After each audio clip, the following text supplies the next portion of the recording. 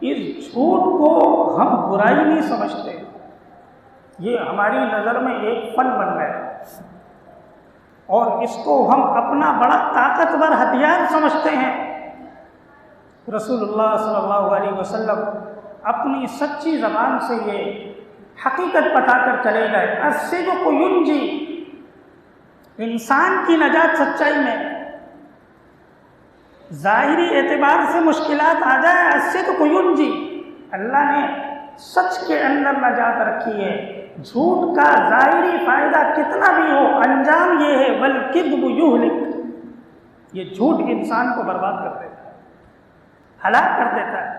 اس کی معیشت کو تباہ کر دیتا ہے، اس کی معاشرت کو تباہ کر دیتا ہے،